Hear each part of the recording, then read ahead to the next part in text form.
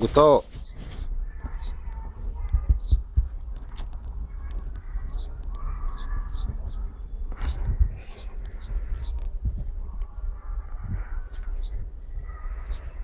Бива.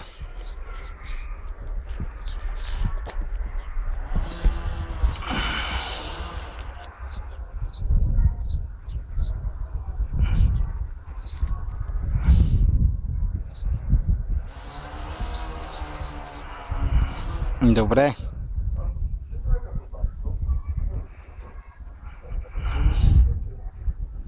Да, върти, добре.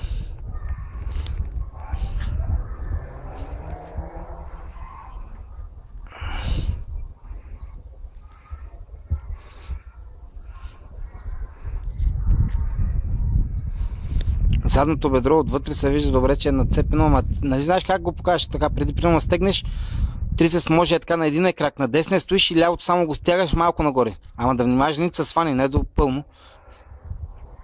Сеш ли се? За кое?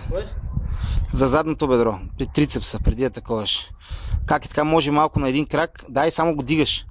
Задне. Само е така. Не, без ръката ти пречи, да. С едно так, да. Ма вижда ли се нещо? Е така, да. Е това да е, да. Е така. Да. Мести се и се стега и се вижда.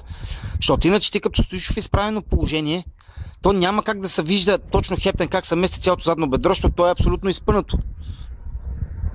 При пози дет си пълно прав. И вместо да приклякваш ли да е такова, просто си сгъваш задния крак е така. Стоиш на предния, на десния и задния го сгъваш така, малко по-назад.